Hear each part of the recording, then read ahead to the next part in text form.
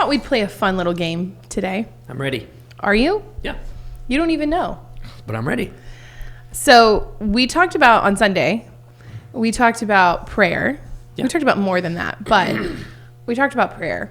And one of the things I said in the children's message is that we use the word prayer a lot, but we don't always know exactly how to define it. Mm-hmm. So I have some other words that maybe you haven't heard of before. Yeah.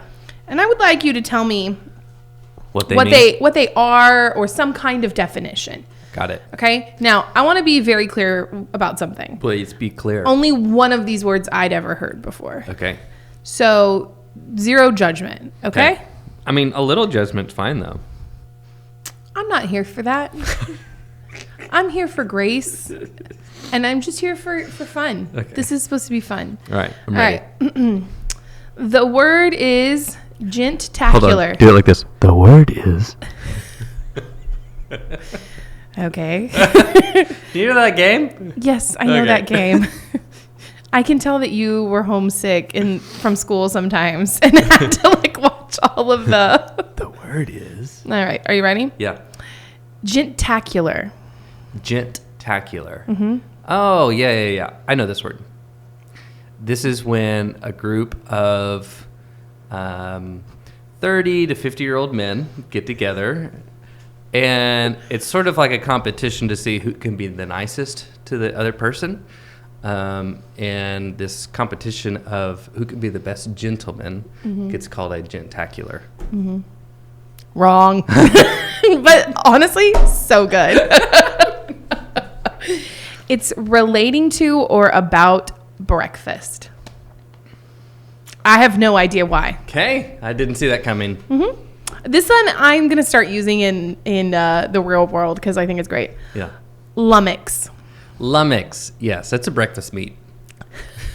Now everything's going to be about breakfast. Lummox is a clumsy or stupid person. You lummox. That's got to be a British word, right? I mean... That's got to be. I have heard flummox before. Like I was flummoxed by that.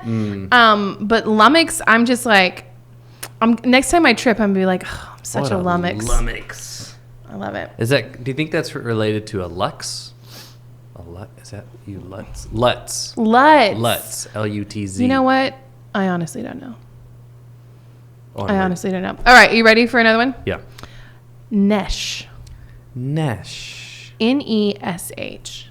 N-E-S-H. It's like mesh, but it's nesh. Mm-hmm. And it's when... The seriousness with which you're doing these answers is so spectacular. I would even call it gentacular if there was it's some... very gentacular. Yeah. So mesh is when things, come together. Nesh has to do with the nose. Has to do with a what? The nose. Oh. The nesh. And sensitive. It's a lot of you got a lot of nesh in your. Okay, maybe. Yeah. Sensitive to the cold. See, yeah. It's like when your you're nose sensitive gets to the cold. I was getting there. Yeah, obviously. I'm sorry, I did it not. Just puts it in different language, but it's the same thing. Yeah, you made yours so relatable. Thank you. Okay, I had to be careful with this one. I had to listen to how you say it a few times. And now I'm not sure I'm going to do it right. Mondegreen. And it's M-O-N-D-E green. G-R-E-E-N. But it's one word. Mondegreen. Mondegreen. Wow. Mondegreen. It sounds like Maundy Thursday. But it's not. And it's not that. But a lot of people think it is. Right. Like most people go, oh, Maundy Thursday. I just wanted to acknowledge that at first. A lot of people first think Maundy Thursday. This is Maundy Green. And it's just when the color green is just slightly off color. It's kind of have this case of the Mondays, but it's Maundy. So it's Maundy Green. So kind of an olive color, maybe some might say. That's what it is. Well, no. It's a word or a phrase that comes from mishearing another word or phrase. So, I was trying to think of a good example. A lot of people think Maundy Thursday is Monday Thursday, but it's not. It's Maundy. So they hear it wrong. Right. So then they think it's this other Then it word. becomes the yes. I knew it pertained to Maundy Thursday. Yeah. I knew it. Yeah, no, you're so smart. We just got 2 more. Noctambulist. Knock. So Noctambulist. Noctambulist. Noctambulist. And this one is a noun, if that helps you. A noun. Yeah, noctambulous. I'm thinking it's something that when it's nighttime, but you don't want to tangle into it. Noctambulous, kind of tambulous. I don't want to mess with things at night. Like people don't want to drive at night, so it's very noctambulous. So noct for nocturnal. Okay, yeah. See, and then ambule, like think of more like now I can't think of the word. Like movement. Okay. So it's a sleepwalker. A sleepwalker. Yeah. That's pretty close to how I was describing that. Okay, this is the last word. I'm not gonna lie. I'm kind of weirdly surprised how I have 1% of these words correct. You thought you'd get some? No, how I'm totally making something up. There's a sliver of. Well, you are good at using some context clues and hearing part of the word. You're doing great. This is awesome. So this is the only word I knew from the list that I found. Okay. And the reason that I knew it is because I had seen a random documentary and I thought this word was hilarious because this is an actual word. Scientific word. Ooh, I like it. Okay. Spaghettification. I actually know what spaghettification is because I watch Marvel movies. Oh, okay. And it is? It's when you get close to a black hole and your body extends into these little spaghetti. So if you watched Loki season 2, they all spaghettify when the multiverse happens. So it's getting close in your body because of gravity, I guess, is pulling it. Yes, the process of an object being stretched and ripped apart by gravitational forces near a black hole. I saw a documentary one time. Well, I don't know if that's the right word. I don't know what you would call it, though. It was on the Discovery Channel about, different ways the world could end. And one of them was, a black hole. And I just remember being it's actually called spaghettification? That's insane. Yeah. It just happens. Sometimes we hear words. And we're like, what? Well, what is that? And, I do think we talk about prayer a lot in church, obviously. And we don't always do a great job of, talking about what that means. Sure. And I think especially, I'm really aware of that with, kids. There's no, lead up.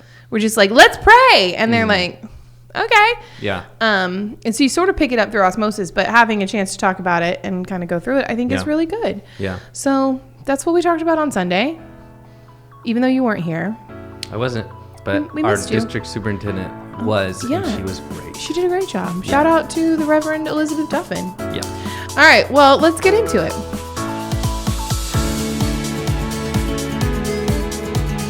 I'm Becca. I'm the pastor of Family Ministries here at Katy First. I'm Mark. I'm the senior pastor here at Katy First. Welcome to the Katy First Family Podcast, where we offer ideas, inspiration, and encouragement to help you and your family grow as joyful disciples of Jesus Christ.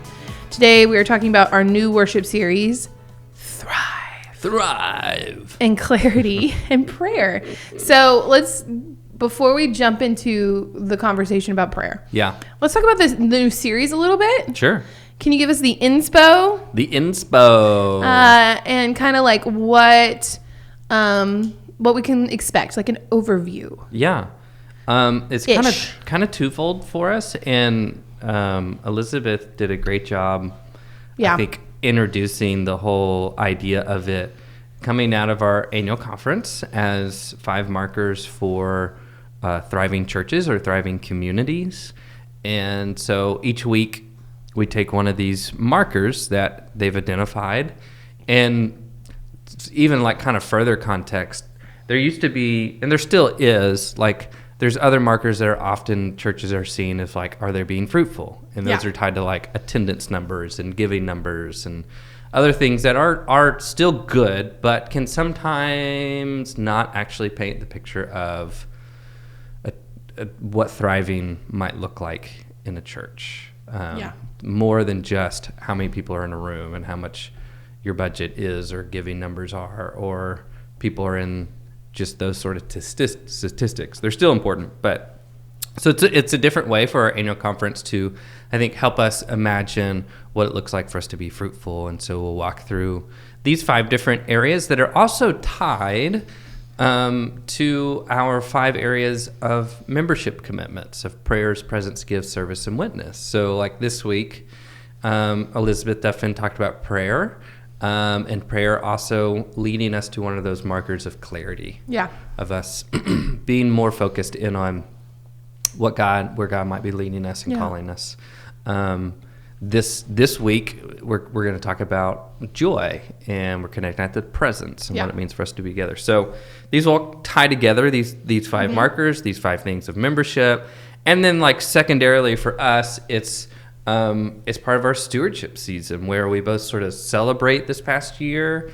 We look ahead to next year and sort of recommit ourselves to these areas of being people committed to the church in all sorts of prayers, presence, gifts, service, and witness, all the ways that we steward all that as a community for ourselves and for our Katy community that we're in, so that we can not only thrive here, but be a part of, and I like this, this isn't just about, hey, how do we thrive, but how do we as a church exist in a way that helps our community around us thrive. So it's very outward focused too. Yeah, I was going to say that's one of the things that she talked about so well, was that a thriving church means a thriving community. Yeah. And so she talked about too, and I loved this phrase, we were talking about this earlier, about how it's thrive because it's not just surviving or just making it or whatever. It's not supposed to be just the bare minimum. It's supposed to be a fullness of life. Not, I liked this phrase, not a mediumness. And I thought that was like funny and also catchy, I guess. I don't know. But I like that idea, because I do think that sometimes we go, oh, that's good. Like, that's good. Yeah. Medium is fine. I am particularly bad about that. I'm like, well, we just, we're making it. And I think as a church family, like maybe there's a season of life for that, but as a church family, we want to be looking for the fullness, and not just like, I do think that's one of the things that I also can be bad about. Maybe other people can too. It's not something that we bring about through like sheer force of will. Yeah. This thriving is a gift from God, and our task is just to remove anything inwardly that gets in the way of that. So anyway, that's a lot of kind of how that conversation about that worship series started. And then we jumped right into talking about prayer and defining it. What is prayer? And Reverend Duffin said that prayer is less like learning how to play the piano or drive a car and more like kissing. Yeah. I love that. And I think everybody... so glad she said that and not me. It was so good, though. It was good. Yeah. I think she emphasized that prayer, while we do bring our requests to God, and certainly that's part of prayer, but prayer is really more about us aligning into God's heart.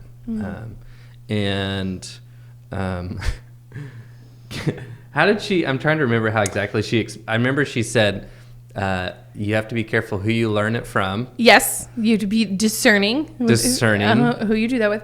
And then she also talked about like it has more to do with like experience. Oh, okay. I think she even said you might get it from like watching. Which, you know what? Well, I'll say, so we kind of said this. Okay, say. Like, I do think to a degree, what is prayer? Kind of like faith, prayer sometimes is more caught than taught. Oh, 100%. So it's not like, here's the book on prayer, though sometimes that can be helpful. It's a lived experience of learning. And I remember her talking about what it takes to build a relationship with someone and someone getting Yes. close to you Yes. and how many hours it takes. Yes. And then her basically saying like, so how do we view our relationship with God? Like, Yeah. and I think that ties to that idea of prayer of not just, hey, have you prayed and said this thing so that God can give you this thing back, and more of a building of a deeper relationship with God, a connection with God, an alignment with God. And that just takes sometimes the slow, regular practice of prayer. I mean, this may just be like somewhat niche, but I was thinking about the how he loves controversy of the lyrics. Is it an unforeseen kiss or a sloppy wet kiss? Yeah. But the idea either way is that it's a relationship where God meets us. I can distinctly remember I had someone who was a youth leader one time tell me, don't rush into prayer. And what she was kind of referring to is sometimes people, it's like, all right, let's pray. And Heavenly Father, let's, and they just, it's like there's no breathing room. And she kind of taught us, take a moment to pause before you just start talking. Yeah, it's good. And like that pause has shaped so much for me when I think about praying. Yeah. That pause before of not just rushing right into talking your head off. Yeah, you know, because I often do the pastoral prayer. I always feel a little awkward about it, but I always try to at least take one really good deep breath before I start praying. Yeah. And then I try to remember that I am talking to one person, even if there's 300 people in the room. Which isn't to say that I'm not mindful of who's in the room. But it's not supposed to be a sermon. You know what I mean? Yep. And so sometimes I have an idea of what I want to say beforehand. Sometimes I even have it totally written out, especially if I'm feeling scattered that morning. Like I think being prepared in worship's not a bad thing. And sometimes I have something written and I don't say a word of it because I just say what feels right. Yeah. But if I just dive in and start talking, then I don't think that's good. And honestly, I just think it makes people uncomfortable. But I would love to start every prayer with, take a deep breath and we're all going to be quiet for a minute. And she kind of did talk about that as well, about needing to practice silence. She's not wrong that life is noisy, especially if, you know, from a family perspective. Literally yesterday, I said to my child, just stop talking. Just stop talking. I just, my ears needed a break. And was he like being obnoxious? Not real. I mean, he wasn't doing anything wrong. It's just, we're in the stage where I'll be like, go put your shoes on. And he'll go, what's shoes? I mean, everything is a question. Yeah. Go get that. What is that? Yeah. What's that sound? Yeah. Where's that? And just constant. And if I don't answer, he just keeps saying it, Mark. Yeah. Like, and it's fine. It's just noisy. We often will have something like a TV show or something on. We have a Tony box, and Phoebe loves the Tony box, so she'll have something on a Tony box going. While the TV's on? While the TV's on. Oh, Lord. While Miley's probably talking to us, and then like there comes a moment where you're like, oh, I didn't realize there is so much noise in this room right now. Yeah. I had to like pause for a second and like, yeah. My arch nemesis is the hood vent. Do you know what I'm talking about? Like in the kitchen? Oh yeah, that thing's that noisy. Sound, and sometimes you need it on. You're cooking it. You need I do hate that noise for proper ventilation. But your girl gets overstimulated. It's too much, and even then, if you don't have littles and they're not asking you 50 questions, there's the kind of internal noise of all of the things you have to do to get your teenagers to the right place, or to keep your family on track, or the housework that needs to be done, or the way you have to juggle the responsibilities to yourself, your family, your work. You know, it ends up just being either externally or internally or both noisy. And it's very difficult to practice silence. Especially if you're somebody who gets recharged from people. I think if you're an introvert, the need for silence sort of becomes so imperative that you're much better at it, right? It's your natural bent. Yeah. But if you are somebody who feels really recharged by spending time with people and being with people, and, God bless you, if you're an Enneagram 7 and you want all the fun, that silence can actually feel really negative. And I think even in worship, it often feels like negative space. If there's I've noticed while we've been in the gym, if it takes somebody too long to get up there to the mic, I start to feel antsy. We're fine. This is fine. But there's just this internal thing, right? Or often it's me taking too long to get to the mic. I'm like, go faster, but also don't let your feet bang on the floor too loud. You know what I mean? Just this discomfort with stillness, with pauses, with slow, that makes it very hard for us to sense God's presence sometimes, or to hear God's voice, or receive God's prompting. It's tricky. But she talked about how, not just in silence, but also how to quote Brother Lawrence, I believe, was how we can have our common business. Wasn't that the phrase, common business?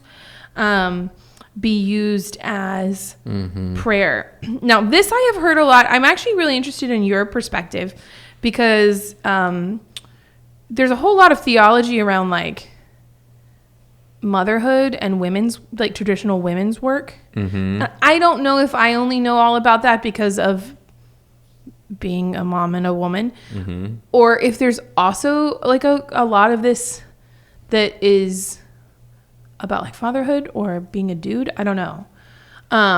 So you'll have to share, but there's a lot of when I remember when I was, when Sammy was a newborn, the algorithms on social media would somehow send me to pages where women who were nursing in the middle of the night would use that as time to pray for other people.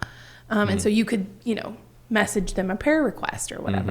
And I thought that was cool. Or how there'd be all these reminders about how wiping sticky faces and changing the laundry is also holy work. And I don't know, I think there's some negative stuff in that. I'm not trying to, but put in its proper context and perspective, I think can be helpful for anybody.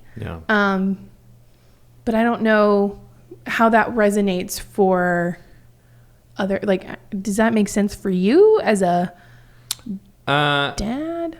Well, I think I like the idea of transcending prayer from just conversation with God to an awareness of the sacred amongst you. Yeah.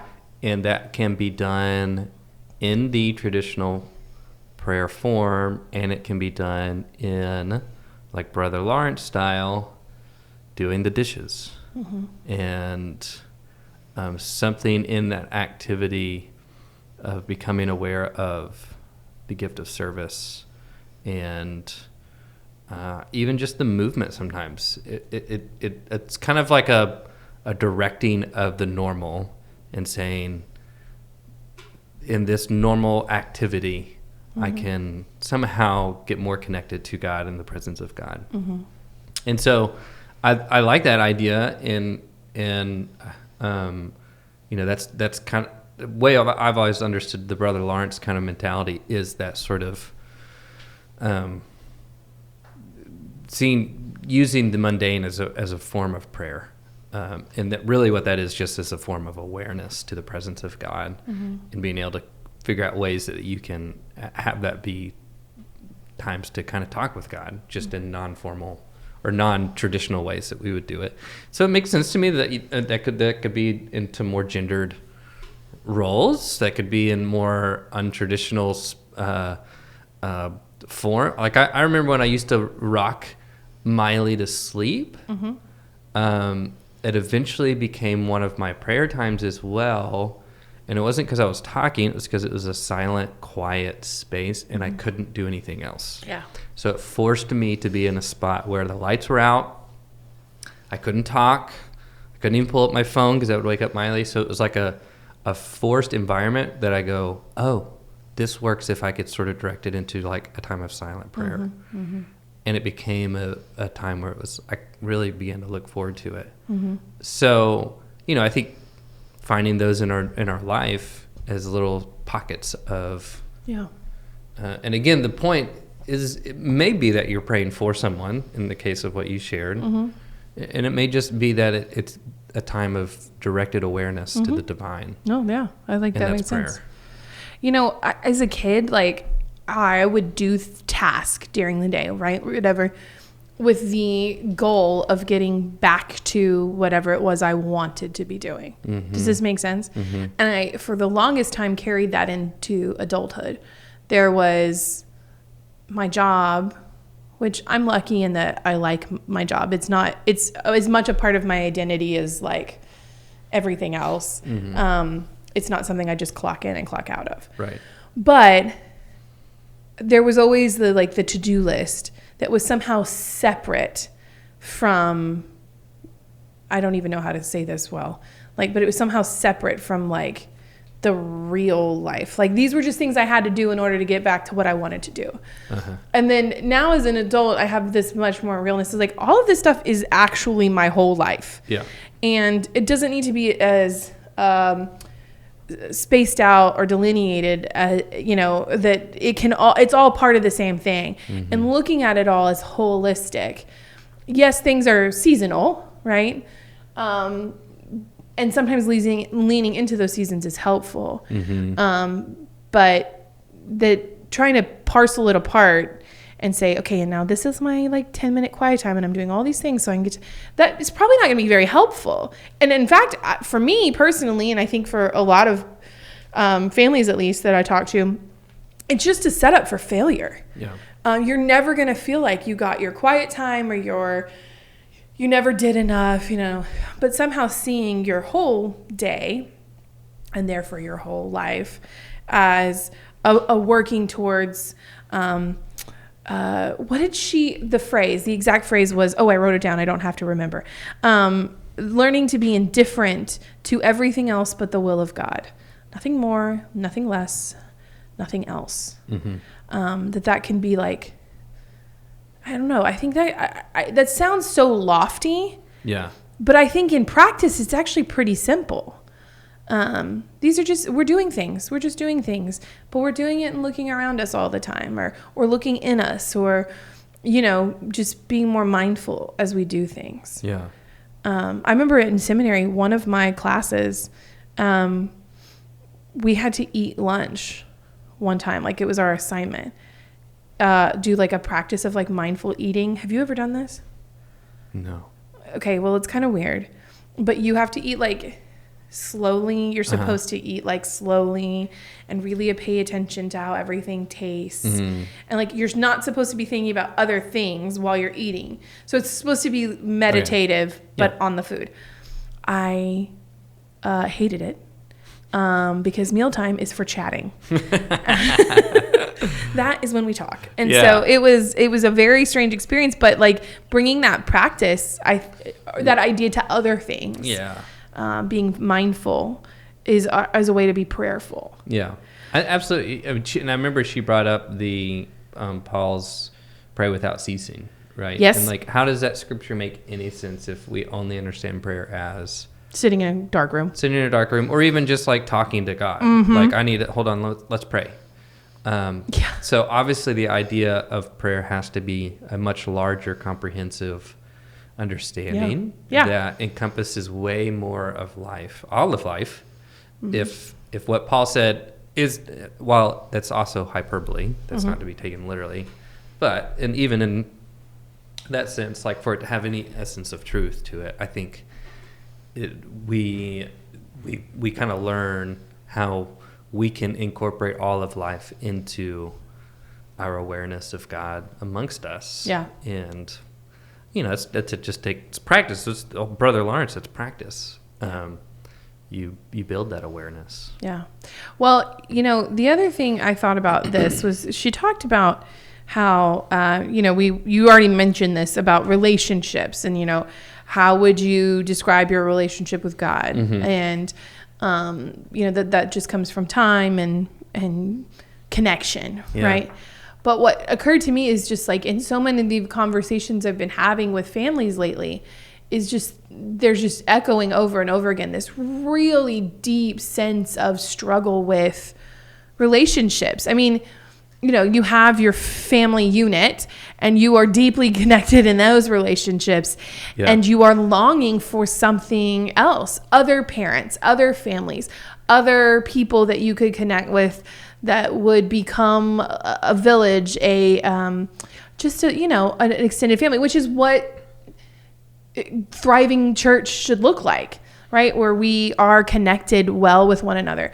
But it doesn't surprise me that if we feel, because these things always go together, that if we're struggling with our connection with others, of course we're going to struggle in our connection to God, because to love God is to love others, and to love others is to love God. Like, it goes back and forth. And so if we're struggling with either of those, we're going to be struggling with both of those. Mm-hmm. And I think that's something, I don't say that it's like judgment or even with like a great solution in mind, right? But I don't have like some kind of prescription. We go, okay, and so if you want to like here's what get to know people, but I do think this constant like looking up and looking out is all I can think of. Does that make sense? Like this idea of being mindful, of making an effort, of trying to be aware of the people around you, and also trying to be aware of God around you. Those are the same thing. I think, I don't know. It is tough, I think, in family life to find time for prayer, to find time for connection, to find time for silence, but also just to find time, just to find space, not even time, just to find space in your own head, of all the things you need to do, Sure. So it's not necessarily, it's easy and it's difficult because it takes reworking how you think about prayer. Sure. But it's not like a task. Yeah. Well, and I know we've talked about this book before. There's Every Sacred Moment. So there's some people that are making some like books that are prayer books that are intended for families that, help, that give you language if you need to borrow language. Because sometimes I think prayer is intimidating because you don't know what to say. I'm always a big proponent of silence, personally, and even if it's just 2 minutes, and I can almost guarantee you're not going to have any crazy epiphany. So like, we can lean on, one, you don't have to have absolutely anything, literally words or anything. Just even, I think silence can be helpful. But there's things like Every Sacred Moment or other books that have kind of some stuff that if you're looking for like little, well, some of those prayers aren't little, but looking for prayers that are directed specifically to families. And talking about, we've talked about the Faithful Families series before for like Advent or Lent. They have one for prayers as well that has just like quick reference for different events. But the every, did you say season? Is it every second? What is the I thought it's Every Sacred Moment or Every Sacred Season. Just type something in. And that'll. I have like literally the book sitting. It's like green. On one of them is my coffee table right now. I can picture it. It's blue. It's blue. All right. Well, thank you so much for joining us today. We hope that you have found some inspiration and encouragement for yourself and for your family. If you'd like to get our podcast delivered directly to you each week, you can subscribe or follow us on Apple Podcasts, YouTube, or Spotify.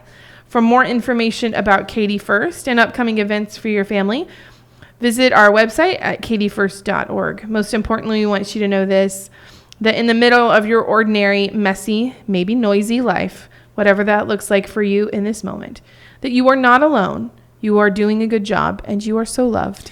And we hope you'll see you on Sunday. We'll be in the second week. We're talking about joy. And, hey, by the way, We have a trunk or treat on Sunday night. Yeah, 5 to 7, baby. We both need people to do a trunk. So if you're listening and it is before Sunday of October 26, 2025. Well done. Go and email us. Let us know. We need some more trunks. Or just come and be a part of the event. It's going to be great. Yeah, it will be great. So we hope to see you on Sunday or right back here. Have a great week.